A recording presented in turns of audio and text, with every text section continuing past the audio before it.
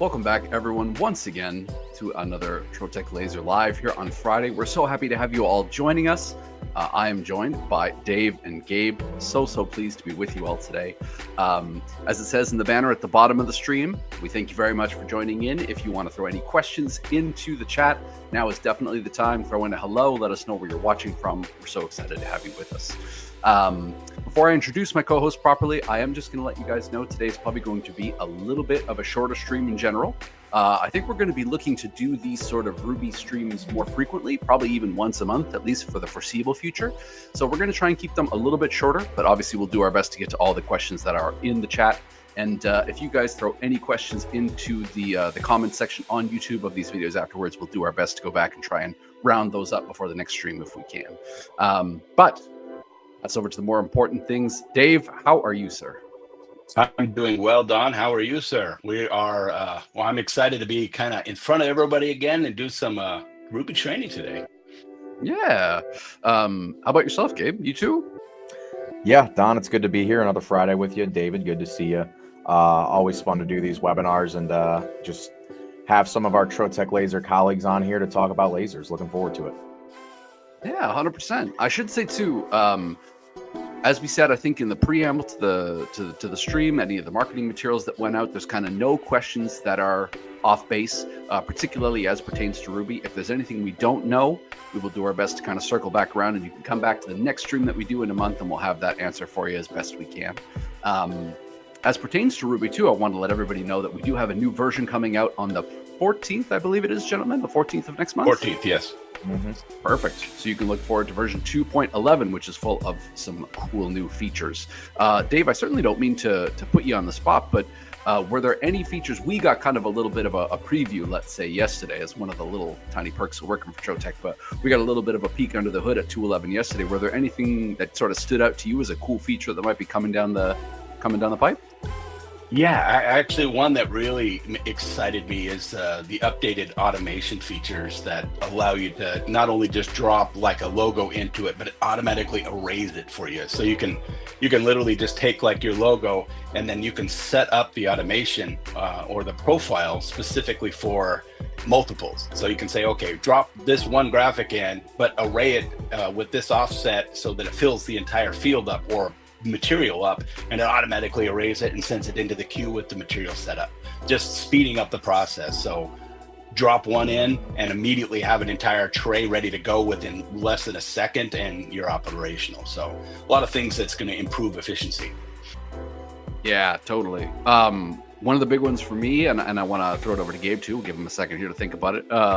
One of the big ones for me, and I'm saying it not only because it was personally exciting for me, but I see a question about it in the chat already, is the updates to the tracing feature, the live tracing feature, where it's not just going to be those two kind of bars that you're playing with anymore. And I promise you, I've put in the hours messing with those bars, trying to figure out the best settings for things. But now there's going to be kind of a live preview window that allows you to kind of anticipate what the outcome of that live tracing feature, if you're doing a logo or something like that, is going to be. And that I think is really, really cool. I'm excited for that.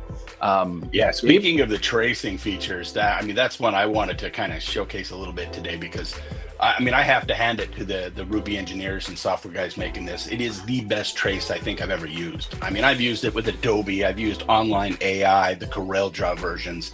The tracing capability within Ruby is mind-boggling. I have one on the screen here I can quickly show you. So this is just a PNG pixelated graphic, an image. So all you have to do is just click the trace command, say I want just the outer contour, hit trace, and within seconds you have a perfect outline. And then if you want an offset, you click a button and you've got an offset here, and it's just done.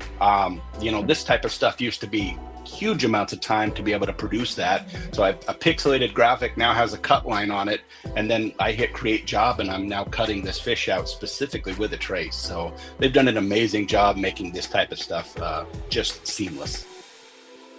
I agree. I think the big one for me, I was never a very talented graphic designer, but coming from a marketing background, the big one for me is I can't tell you how many times I've received logos from clients or customers, and they are, I don't know where they got them. But they are pixelated, not necessarily bad quality, but just pixelated, and being able to quickly and easily make a really high quality version of that if your customer doesn't have a ready available, version of that is so nice.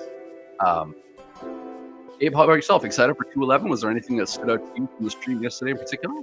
Yeah, so actually, I'm learning some of this for the first time. I was on the road yesterday, so I did not catch a lot of the webinar.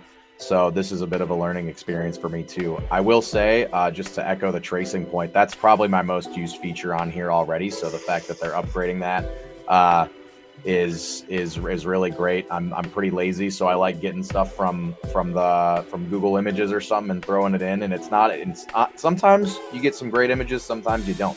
So being able to trace this and reverse fill, whatever that might be, has saved me a lot of time and given me a lot of good stuff. So really excited to see it. I'll probably have to watch the replay of that webinar. Yeah, it's a good one, man. We've got good news. Good stuff coming. I love good news. Yeah, for sure. Yeah. So, no, Dave, please. No, I was going to say there were so many features that had been on my bucket list forever that are coming out on this next version. So I'm really excited to get a copy of it and start working with it. So I think in our next stream we will really kind of showcase it because it'll be live by that date. Yep. 14th of next month for anybody who might just be joining. 14th of next month is when 2.11, and you can take our excitement as preemptive good news about where this version's going to go. So we hope you get excited about it too. For anybody who has joined us, we're just about at the 10-minute mark here. So as a quick hello to all of you, thank you for hopping in. Today's stream is likely to be a little bit of a shorter one just because we are going to be doing these Ruby streams more often, but you should not be nervous about throwing any Ruby question you have in the chat or any Trotec question in general. I see some just general Trotec questions. We'll grab those here. I think the first one I've got is from Jamie, and this is not necessarily a Ruby associated one, but I do want to throw this over to you, Dave. So aside from cleaning the machine, checking the lens, and lubricating the x-axis, and thank you for doing all of those, is there anything else we should be doing regularly for proper maintenance? Well, I mean, system maintenance, that's pretty much it. The nice thing about a laser is it's not a printer or a, CNC and stuff, which require a lot of mechanical maintenance. Laser systems are pretty low maintenance when it comes to most high-end equipment like this. So, I mean, that's about it. Cleaning the optics is what I do. I also tend to make sure the motion system is clean under the belts every couple months. Because if you get any dust and grime that kind of forms under there, you can take a Q-tip and go underneath those belts because you don't want buildup inside there. It can shorten the lifespan of your mechanics.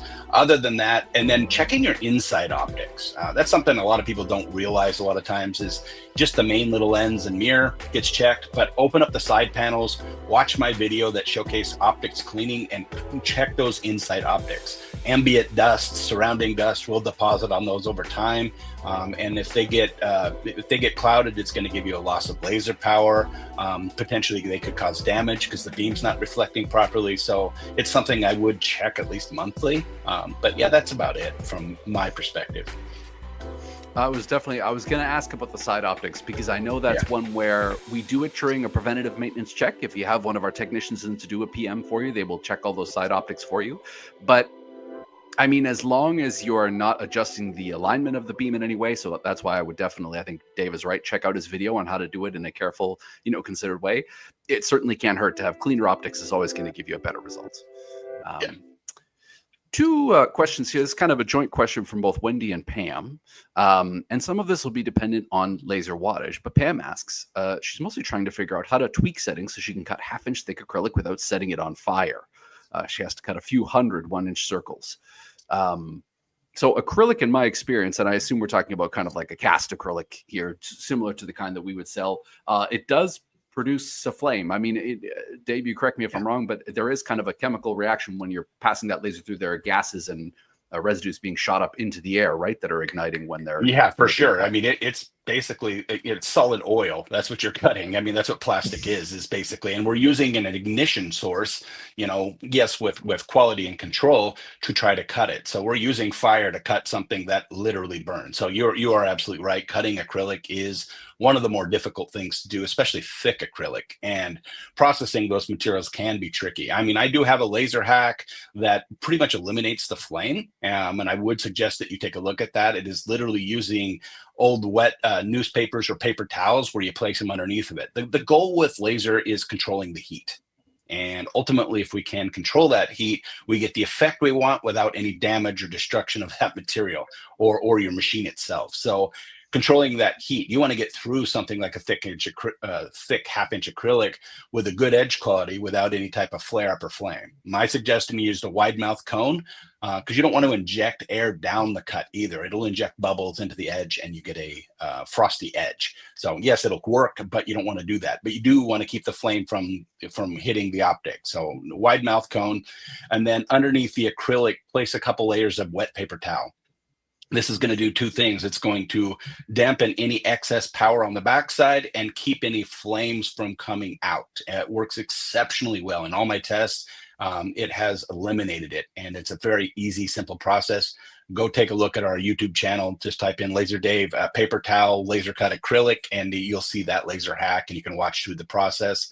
I cut 3/4 inch acrylic with an 80 watt, which is like watching a clock move, how slow it is, but it still produces no flame. So that's just what's possible while using this technique. I will say too, and I'm curious what your feedback on this is, but my understanding has always been too that we're looking at, roughly, let's say, a millimeter for every 10 watts is like a nice kind of counterbalance of power or wattage versus, how much you can reasonably expect the laser to easily cut through, let's say, or effortlessly cut through. At a 1/2 inch, you are at about 12 mil. And so with a 120 watt laser, you are certainly, without slowing it down, as Dave says, you are kind of on the border of, what is probably easily possible for that laser. As Dave says, that's certainly not to say that it can't be done. Of course, it absolutely can. But you should expect, I think, a little bit of flaming. Definitely, you're going to have to slow down to a certain degree. No one set of laser settings is going to work for everybody. Obviously, the age of your tube is going to have an effect on that too. But definitely, you'll find a laser hacks playlist, I think, on the Trotec laser YouTube, right, Gabe? Am I not? I don't think there's no bad videos in that playlist.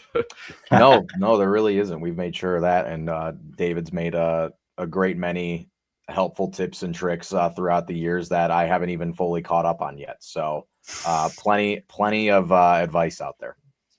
Yeah, the other thing with thick acrylic, just so you know, as Don mentioned, is the kind of the thickness versus wattage. Lasers also diverge. It's not like James Bond films where that laser is perfectly perpendicular. It's more like a concave, convex, or basically deviation. So if you think of a magnifying glass in the sun and you move it in and out, you get that focal point just right. The second that laser hits its focal point, it actually diverges out, and so the thicker material you're cutting through, the wider that laser beam becomes. And when it becomes wider, we get more heat. And with more heat, we get more flame. So the thicker we're going through, the more that becomes a problem. And you can focus into the material a little bit to reduce this, but only so much, because you're going to now have a wider beam going into the material and therefore more flames. And so there's a little bit of working with the system to be able to compensate for that. So keep that in mind. And that's why we kind of, as we get thicker materials, it becomes more and more power requirement in order to cut through those thicker materials. Yeah. This is a question I'm going to throw over to Gabe. I'm curious. So Glenda asks about outline tracing. Sure. Curious to know what your approach has been in terms of like your workflow for tracing in Ruby. And then Dave, I don't know if you want to run us one more time through the workflow that you just showed here. But, Gabe, what are the instances where you're using tracing and what do you find that it's good for? Yeah, honestly, for images like this, a lot of the times, I might be doing one of the things I always talk about. I like doing awards and stuff. So I like to find, I don't like to put too detailed of images onto these kind of awards. I would almost like a silhouetted PNG of whatever that might be. So sometimes it's like a golf pin or, something simple like that. So being able to find basically any kind of regular image online and being able to just like David already showed. I mean, how simple it is. There's really not a lot to it. It's just kind of pressing that trace button. It's usually set up and ready to go the way it is. And then I can take that outline like he has there. And this is a little more detailed too, and then a lot of the times I'll just fill it and then I can engrave, from there. it's very good for me when I don't have a lot of time to go into a design software and kind of create my own vectored image. If I can just trace something like this and have it here instead of the regular PNG from Google, it engraves so much better. It cuts a lot better. But honestly, I don't have a lot of tips and tricks, I guess, for it, because it just has worked just so well standardly the way I use it. I don't know about you, David, if there's anything advanced you want to talk about. Well, yeah, I mean, the one thing that I do suggest is that make sure that there's a differentiating color contrast. So here's one that's a PNG. A PNG means the background has been removed. So this is an actual photograph. So you can see here, it's just an image. But when I downloaded it, I downloaded as a PNG or a white background or a black background. The trace is going to see those backgrounds and then put it. And so I haven't traced this one. This is live. I've never actually done it. And so this is literally just a color or an image that was brought in. It was color when it was brought in. It shows in as color, black and white here. And so let's hit a trace. You can identify, like the last one kind of did all the insides and outside, but if I want to do just the outside, so just an outside cut, let's go ahead and try this one. I haven't tried this one before, so this is not, this is done live here. So what it's going to do is it's going to take a little more time for more complex graphics. If there's hairs and little details around it, it can take a little bit more time to kind of outline those traces. And then we do have a little bit, as you saw when I pushed that trace button, we do have some thresholding and adjustments which we can play with and see if it doesn't actually produce the effect that you want. And then, as we were mentioning earlier, if anybody missed it, is the trace has had a dramatic improvement coming out on the next version coming out. We just saw yesterday. So the new version actually gives us more control, editing controls. You can actually preview it, so you don't have to sit and wait for it to see if it's going to come out here. I think I should have reduced the size of this. This is a massively large image I'm looking here. So that's why it's taken a little bit more time. I should have checked the size before I hit the trace button. So no, I'm glad you did. I think doing the live trace is a really is a good way to show what to expect and to not think that this is not how it proceeds for any of us. Certainly, it makes a good point too that if you are trying to trace something, probably image size and image density, like the physical file size, is going to be a big thing to take into consideration. Obviously, with a larger file size, you expect that it's probably going to be a higher quality image. But you were talking about differentiation from the background there, Dave, in terms of like with a photo like this, are you I assume you're probably going to get a better contour trace if you have a greater separation between the dark of the photo and whatever the background is, if you have one, preferably, like you said, it's a PNG with nothing in the background there. Yeah, absolutely. That's what it's looking for. It's looking for differentiation between dark and light, and then it's using an algorithm to actually find that difference. And so you can see it actually found the darks and light, but those lights kind of on the top here, kind of blended in. And so we would need to make some adjustments on that. But before I did that, I'm going to reduce the size here so that we don't. Because this thing, oh no, there's 22 inches. Yeah, that's a pretty big file. He's a big dog. Yeah, he's a big dog. He's a good boy. For the big red dog, basically. This though, I think is such a great way to underscore why I'm so excited about the preview. Because with the preview window, you would have seen that it's the parameters that we've chosen are differentiating in a different way than we're looking for it to do, and so that would allow you to do that without having to do a trace, then undo, then redo, and kind of thing. So it's part of the reason that I'm so excited for that new version on the 14th. There we go. Also, if you wanted a photo of me, you could have just asked. You didn't have to download this one from the internet. Yeah, he's almost as cute as you are. Thank you. That's sweet. But you can see I reduced the size, and then I adjusted the threshold down a little bit so that it compensated. But the other nice thing too is I can do an offset on it now too. Is these little buttons right here allow you to do an offset in or out. So if I want to move that trace in or out, I can identify whether I want to do that offset. I don't really like this trace because I adjusted it a little too much. So as you can see here, it made a few little issues. Oh, there. Oh, it accounted for my offset. I clicked the button. It took a second to do that. But yeah, so the offset kind of pops it out over that. And then the other nice thing too now is we can make node editing to it. So if we do want to make adjustments and stuff like that, we now have node editors within Ruby to make adjustments to those nodes. So you can come into the node editor and we can we can make adjustments and manually adjust these segments and stuff within the Ruby, so you can get rid of little adjustments and stuff like that. So that is where it is really impressive. You wanted to do a quick little outline around it, make some adjustments. You don't have to go back and forth into Adobe Illustrator and CorelDRAW and stuff like that. You just drag it in off your favorite website, put a trace outline, or lately it's been AI generation. I generate with an AI, then drop it in here, create a cut line on it, and then I've generated an image from scratch, produced a cut path, and then used our array feature. So, if I were to create this job, and then now I've got a little dog ready to go, and then click the array feature and say, okay, now I just need to go ahead and set up a whole bunch of them. Now I'm ready to go. Select the material that I want to run. Pick the material, say it's wood and alder, and then just push that to the laser. So within seconds, I've taken a job, brought it in, ran a trace, created an offset for it, selected the material, and then sent it to the laser. So in a multiple form. I can also, the array feature, if I want to bring them closer together, if I want to offset them to get a little less of that white space, it'll do that as well.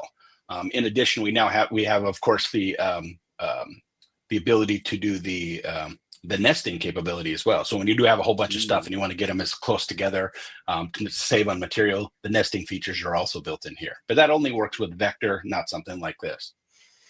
I should specify too that although we're talking a lot about 2.11, the version we're showing you is still the live version of 2.10. This is the version that all of you have at home if you have that newest version of Ruby installed. So nothing we show you here, you couldn't turn to your laser and do right now. So, I hope if there's anything on here you haven't tested with before or tried out before, you'll give it a shot.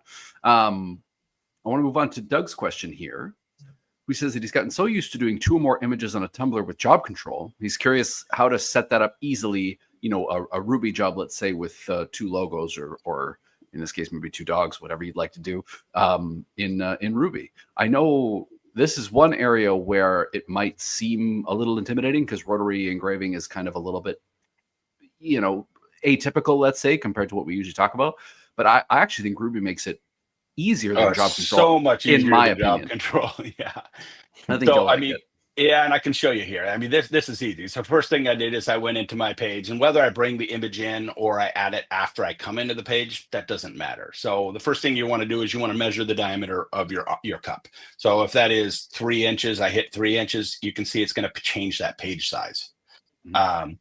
That is kind of the key right here. And so in essence, this page right here is your cup diameter, as though we split it down the end and then unwrapped it to a flat page. So this is 1/2 of your cup above the red line, and this is 1/2 of your cup below the red line. So if I bring in a couple designs and say I want to put this graphic, and let me shut my 3D mode off here. If I want to put this graphic onto a tumbler, say for example, I'm going to come in here and say, okay, let's go ahead and rotate that 90 degrees. And let's adjust that. And if you're just doing one, you can snap it anywhere. You can use the red dot pointer. And if I turn the 3D button back on here, you're going to actually see where that's at. And this is going to give me a live representation of where it's going to look. Now, if I want to do it on both sides, I would literally just snap it to that, hit Control or Command C and V, depending on which computer you're using. I'm running a Mac, so Command or Control CV for copy and paste, and then snap that to the bottom half. So now I've got an exact offset from one to the other, and I can see what it's going to look like virtually. You can zoom in on it, we can adjust it, and I can scale it, size it, and watch what it's going to look like live. The new version actually coming out on the 14th has the ability to actually snap to direction. So 25, 45 degrees, and it'll actually snap to specific locations within that rotary. And the virtual feature is a little more user-friendly as well. So they've made some pretty nice improvements, and you can adjust it, scale it based on how you want to look at it. But job control can't do any of this. So at this point, I would then just select the material, say I'm typing in powder coating. So PO for powder coating, boom, There's my powder coating setting. Now, if I push this to laser, I don't have a rotary inside of my laser right now, so it will give me a fit because it won't run without the rotary in it. But that is the simplicity of being able to use Ruby. None of this is possible with job control. As long as we're talking about rotary engraving, one of the things that I associate that with is glass engraving. So I want to grab this question. Can you etch glass while using an Atmos filter system? Gabe, I can't think of any reason why you wouldn't. Atmos is just as good as any other filter system. In my experience, the Atmos were great machines. Yeah, I don't see why not. Yeah, Atmos, I mean, yeah, it's just the particulates are going to be pulled out through the Atmos. So yeah, there's no issue whatsoever. Atmos is going to work with any materials that your laser can process with. A little bit more of a general question here, gentlemen. Kurt was asking if there'll be training with the new version. So that's a great question. What I would say is our hope is, I think in sort of a more informal way, that these streams serve as a little bit of that. We would encourage you first and foremost to download the new version when it comes out again on July 14th. And then because we'll be doing these hopefully monthly, Gabe, am I right in saying that? Yeah, that's the plan. That's the plan. Bring back, do some testing, mess around, make mistakes, get whatever. I can't remember what that quote is, but just goof around in Ruby. You're not going to break anything. You're not going to hurt anything. And then come back to the stream and ask us any questions that you find. That's what we're here for. I know Trotec does offer certainly, training that we can come on site and do kind of a private training with you. But our hope is that, you don't feel intimidated by Ruby, that you come to these streams and join in with everybody else. And chances are if you're running up against something, then, somebody else is too.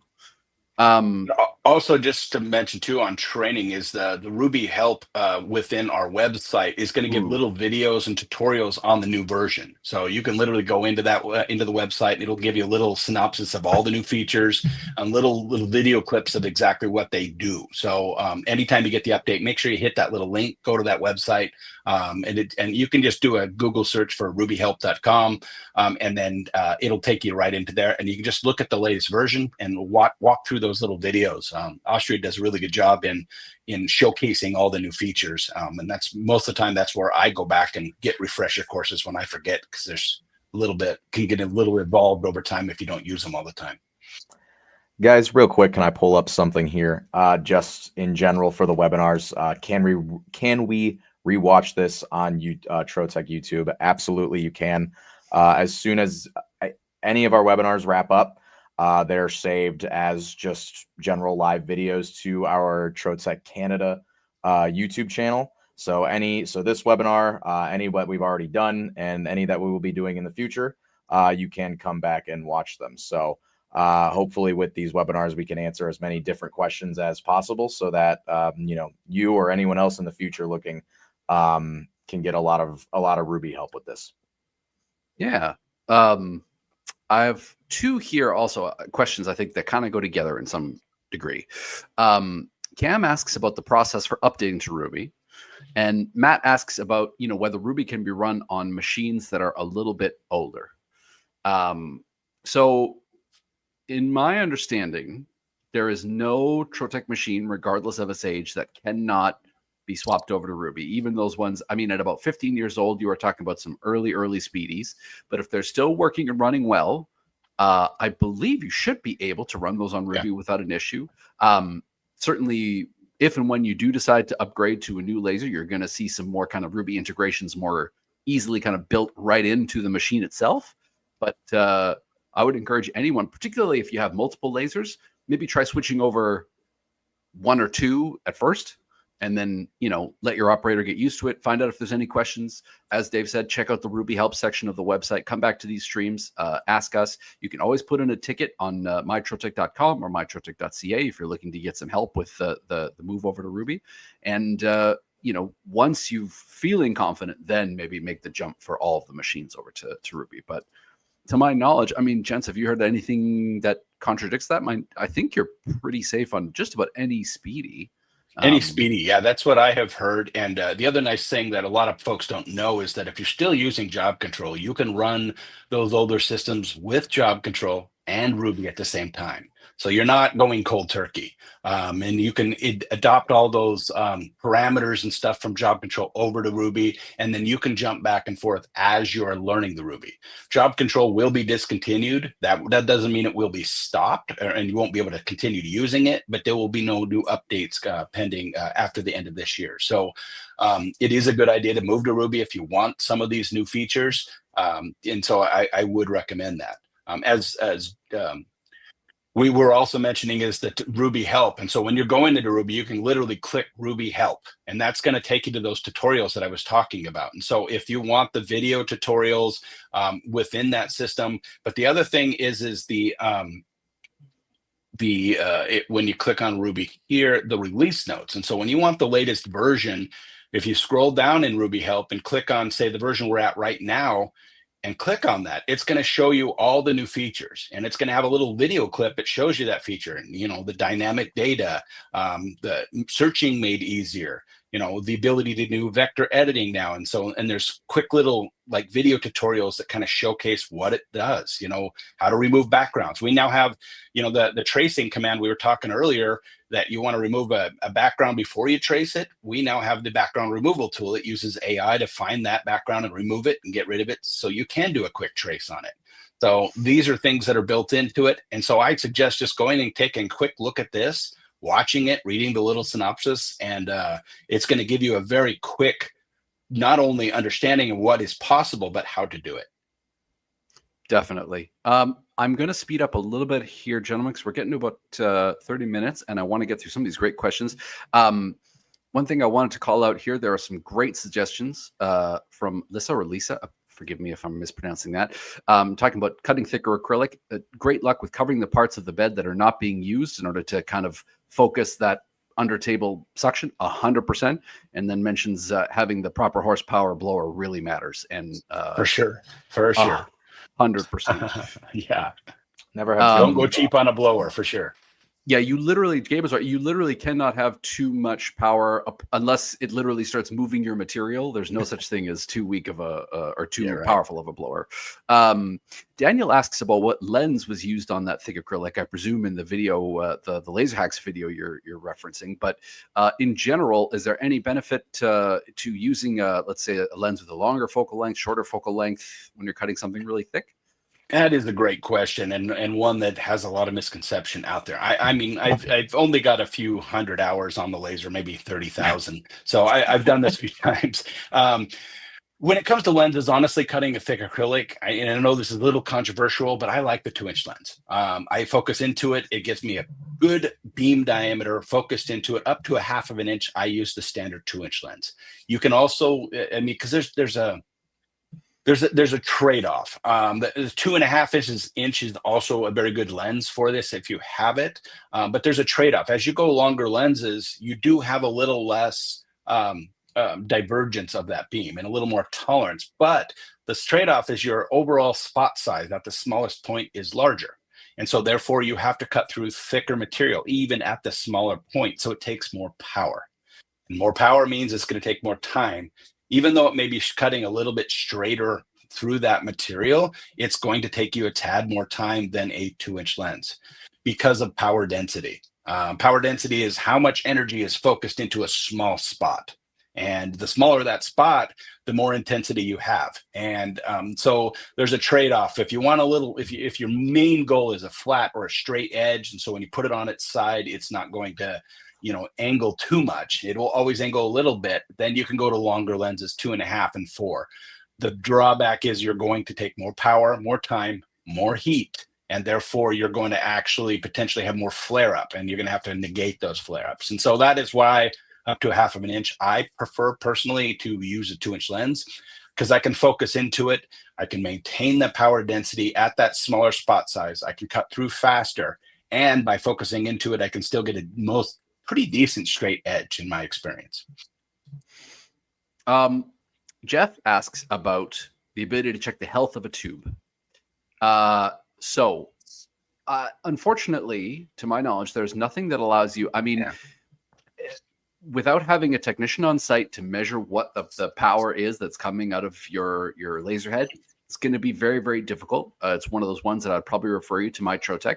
But I will say this does lead to a cool point about 2.11 that I can let you know, Gabe, is there's going to be some updates to the tool in Ruby that measures the usage time right inside of Ruby to be able to better measure the number of hours that are used on each axis and on the tube, Dave. Am I remembering that right? It's a more robust measurement of the time usage of the laser. So if and when anybody goes to buy their next laser, if you don't decide to buy it directly from Trotec, off the record, certainly obviously does happen. This is one of the things that I would obviously, tell you to consider, is to have them open up Ruby and show you what is the amount of time that laser has been running. Obviously, as you've seen from other comments in the chat, people have Trotec lasers that run for 10, 15 years.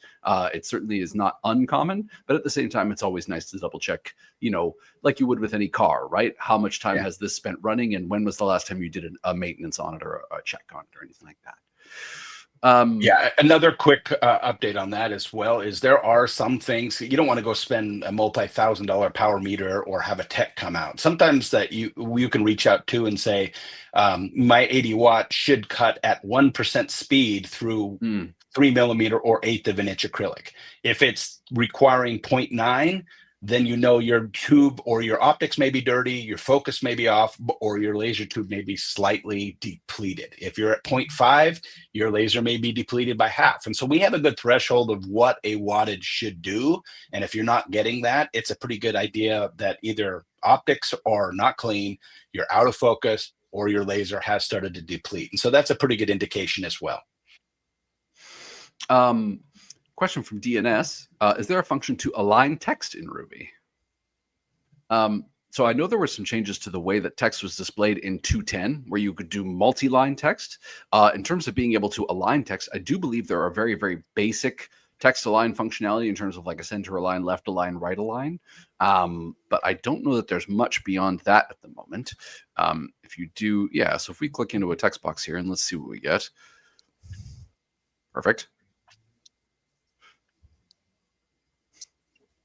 So when it comes to text, yes, it is kind of limited in its ability, and this is something they have added a whole lot of improvements on the next version that they demonstrated out. So a lot of these capabilities and alignment have been adjusted in this latest version. So you are right. There is not a lot of improvement, or there's not a lot of capabilities for aligning text, from one to the next. Now, of course, I can take this and I can bring in another line and do it, but to do like snap one to the other, it is, there's limited abilities to make adjustments within this. So, and if I wanted to make adjustments to it, I'm on the wrong one here. Hold on. There we go. You have to click the little pencil, and then you have to go into each one. But ideally, the best way to do it is to bring in another text tool and drop another line here. And then apply that. And then you can start aligning them together and snapping them to each other. So you can see the snap feature allows you to auto snap, size, scale. But ultimately, it's best to have them as separate entities in order to do that. Next version coming out rectifies most of this, and they've done a massive improvement to this area. So in a couple of weeks, you're gonna be surprised with all those features that are now available. I'm excited to see that one. I feel like a lot of my testing and stuff is me using the text feature and doing exactly what you're describing, David. So definitely curious to see what's available on the next one. But that was a great question. It is one thing that is still limited on this version, and I was super happy to see the vast improvements on the next version coming out. So stay tuned. I'm glad you covered it. That's totally where I was going. A question from Sunny. Is there an easier way to just drop a design in and run, not going through numerous steps and screens? So yes and no. I think a lot of what you're looking for can actually most easily be achieved using profiles, to be honest with you. There are some videos online that you can find, and I think it's one that we'll probably want to circle back around and talk about in more detail here in a coming video.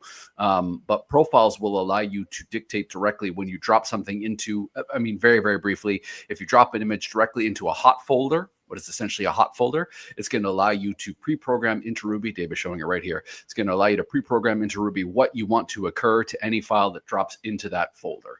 So it's going to allow you to set the destination for it. It's going to allow you to set any sort of scaling for it. I mean, Dave, is this something you think we could run through really quickly? I feel like this is something where it might be worthy of its own video, but definitely profiles is a good one to. We do have a webinar, I believe, already. If you want to go back and look, I can find it too. We did one. Yeah, the profiles are awesome for doing that for quickly, because all a profile does, and if you hit the drop down menu here, you can do profiles, and profiles basically allow you to preset something up. But I think also just to do things quicker, kind of like the old job control software, so many people don't realize that if I go into this screen right here and I have a file on my desktop, so let me reach around here and grab a file from my desktop, and I'm going to just drag that file right into here. So that's dropping in my PDF that I literally just had from my desktop. And then there's my red pointer right there. I'm going to snap it to where my red pointer is inside my laser machine right now. And I'm going to select my material and push it to laser. So it is that fast. I can literally have a file from my desktop, drag it right into the prepare screen, skipping all the other steps, and then select the material and push start. So that is one of the faster ways to do that. And, you know, if I want to copy and paste that, I can do that right here and then push it to another one, select the material. So there are very quick ways to make these adjustments and array them, delete them, modify them. The profiles feature is a nice one too, so that if you already want to have something set up, like say I have a tumbler that I already want to set up. It's set up for powder coating. If I click on it, you can see it's set for a certain diameter. It rotates the graphic. And so when I go ahead and drag a file from either here, say I want to put this kitty on a tumbler and drag it into here, it's going to give me a warning just so everybody knows, because I don't have a rotary in my machine. Because the way this works, when I drop it in here, it should give me a warning. There it is. But what it's saying is, hey, I can't do this because you don't have a rotary in your machine. But if I did, not only will it size it, scale it, rotate it, position it in the correct area, and pick the right material for it, it will literally bypass every step, modify it, and then when I go into my final one here, it's going to show right here. Now, in this case, it's not going to work there. I mean, if I were to do it on the one that I say the wood one, which is right, so I want to engrave this kitty on a piece of wood, I drag it in here. I now know it's set for 5mm cherry wood, and when I go into here, ready to go, there it is, ready to go. Good to go. So I've literally selected the material. It is ready to run on the material. And then so it's pre-profiled. And if you don't want where it's at, you can modify that's profile, identifying where it starts at, positioning. New feature that's adding to here is you're going to be able to auto array it. So I can say, not only do I want one, but I want to array it to fit a certain product or field size, and or how many of them you want. So when you drag one file into here, it's going to duplicate it and fill that bed up, or your material sheet size that you identify, and then automatically send it immediately. So it basically skips all the other steps. But the easiest way too is just drag from another screen, or simply start with this screen and select your designs. And if I want to do more than one design, I can put as many designs as I want. Of course, I have huge files here onto the file. Yeah, that's a big kitty. Yeah. And so it's just a PNG. But yeah, a lot of people say, hey, I can't put more than one job in here, but you can. But they have to be the designs, not the jobs. The jobs already have a profile material assigned to them, but I can put as many designs as I want to go ahead and add on to here. To it, you know, say I want to come down my files and fix them. So maybe even I have one that's got a little asterisk next to it that indicates there's a problem, and I can fix things in Ruby too. That's something most people don't realize. So something like this one, it has a problem and it's got a little asterisk or like a little warning here. So if I click the thing here, it's going to say, hey, the color's not right. So do you want to fix it? Yes, I want to fix it. It's done. It automatically fixes the color. I hit update job.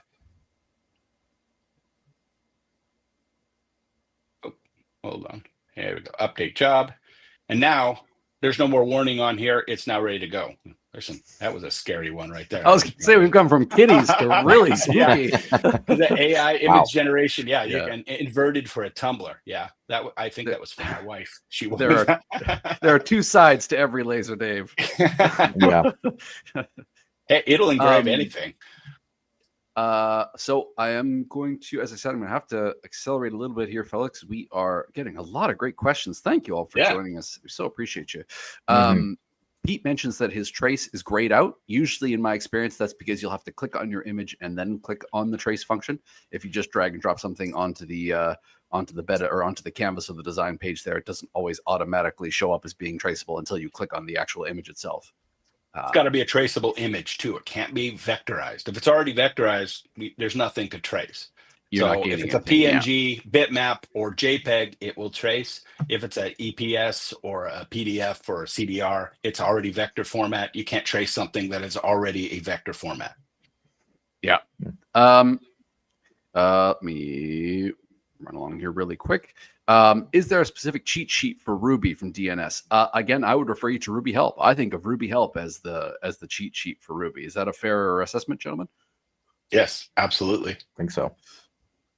Alignment. Also, the little question mark in the upper right hand corner here. If you ever want to know like the shortcuts and help little buttons and stuff that I'm pushing behind the background, make sure you remember that. And each one of the screens that you go into and you click the little question mark, it will change based on what screen you're in for the shortcuts. This is what I want to quickly shout out to Johnny and to Daryl and some of the guys that we have in the chat helping us out. I know Gabe is grabbing some too. Thank you to you guys for also answering questions. We're going to try and get to as many here as we can, but I like this one from Idea Factory. It's a bit of a change. As a job control OG, and I can confirm that they definitely are. I miss the sound when a job ends. Was that in the update? What about a simple repeat cut line? So this is what I wanted to ask Dave even off. I was at a customer the other day, and it was the first time I actively noticed that, that the beep when the job ends, it appears to be, is that toggleable now? Is that like a new? That's a good question. You're right. The beep has gone away. As far as I know, it still beeps. It depends on which system. It's a good question. I guess I haven't really paid attention. Is it still beeping at the end of the job? Let us look into that. I'm going to have to look into that. Yeah, it's not something I guess I've missed. We're going to come back to you on that one. Yeah, you're right. It doesn't really beep at the end, Maybe it does.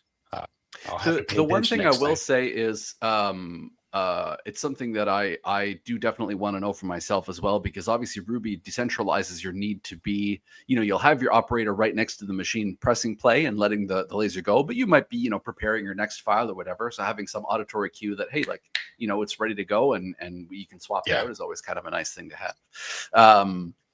One from Daniel here, specifically addressed to you, Dave. Is there a way to adjust the angle of an image for use on steep tapered glass?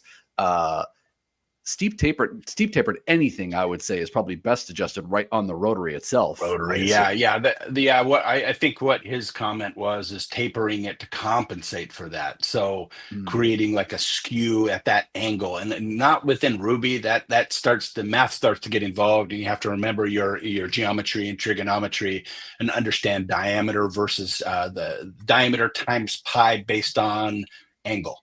So this starts to get some math involved in order to do that. And so, ultimately you want to, of course, angle your rotary up so that your focus is correct. But if you've got something like a martini glass that varies drastically and you've angled your rotary way up to compensate to get it flat, what happens is your diameter is highly variable. So where you measure, which I would recommend the average center location, your image may skew a little bit because the diameter is different from top to bottom.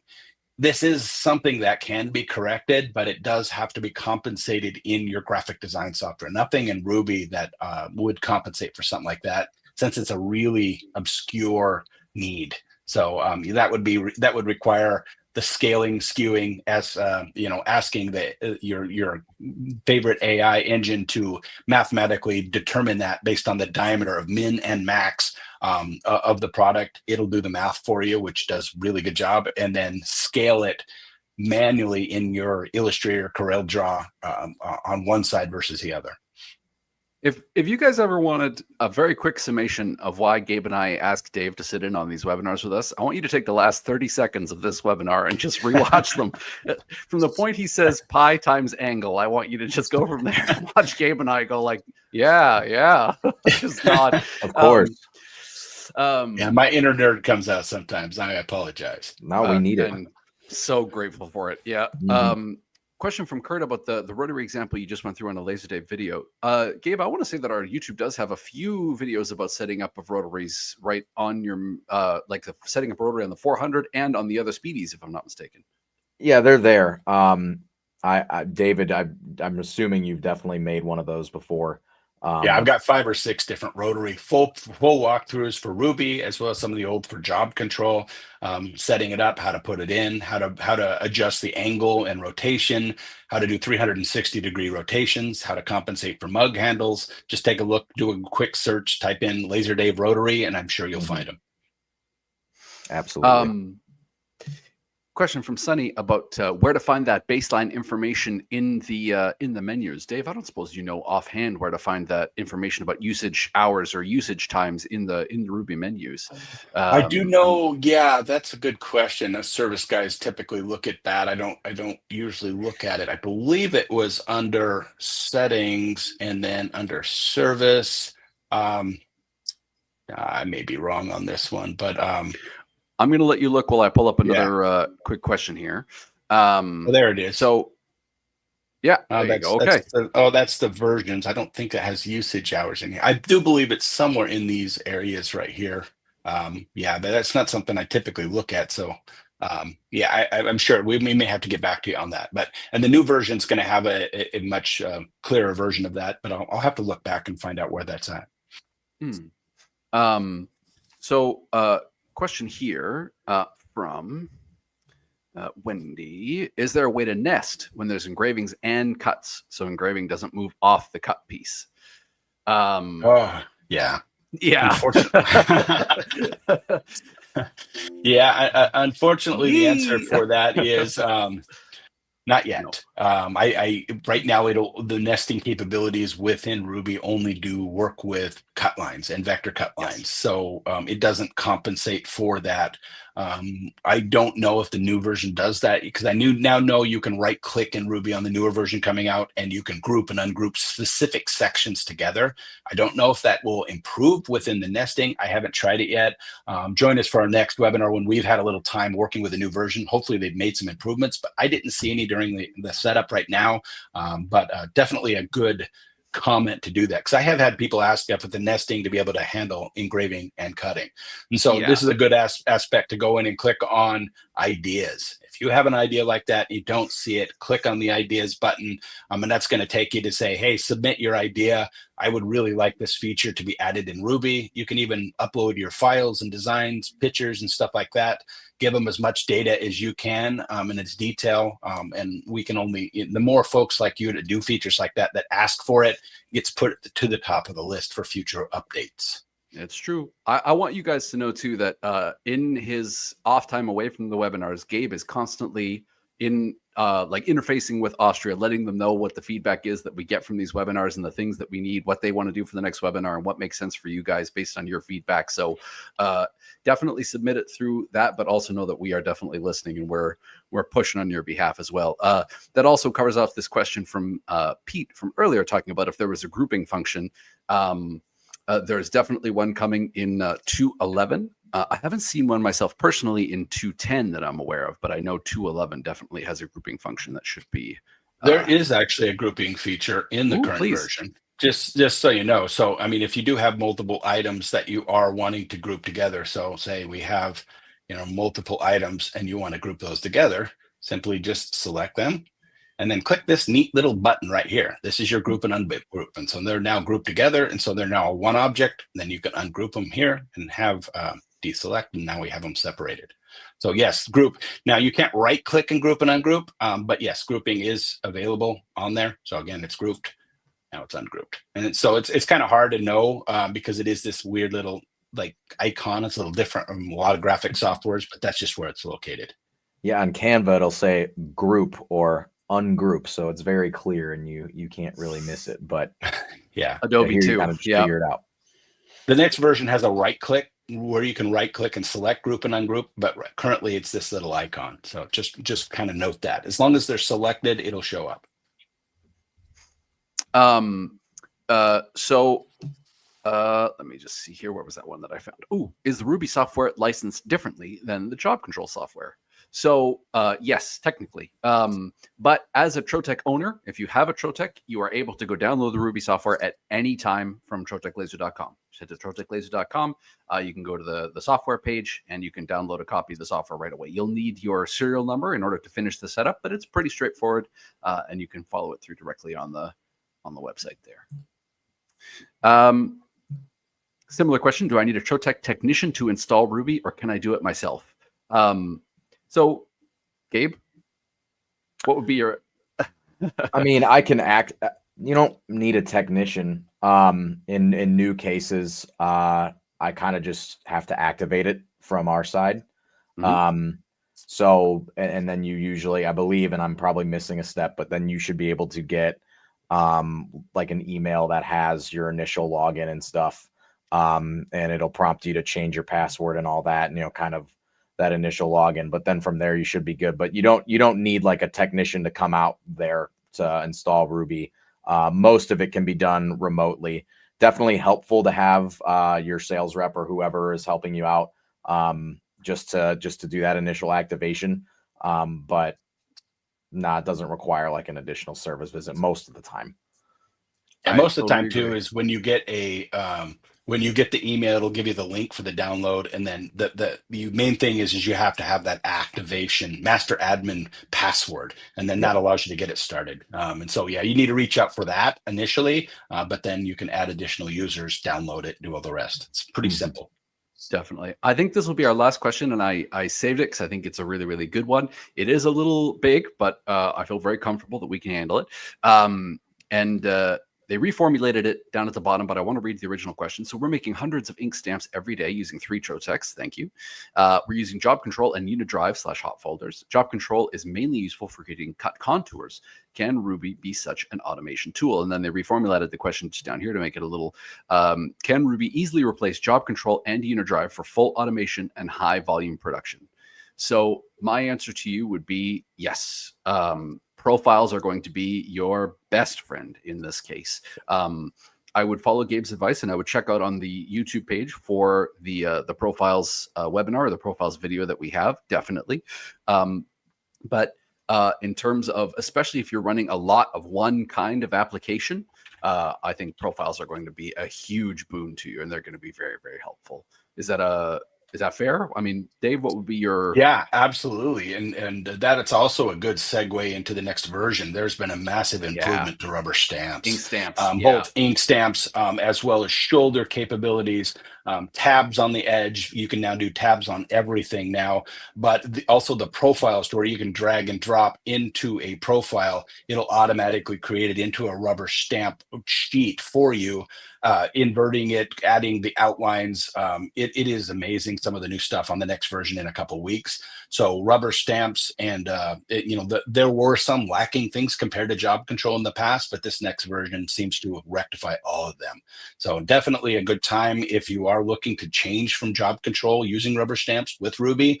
This next version is going to not only meet what you've done with Job Control based on what I've seen, but exceed them. Yes, I totally agree.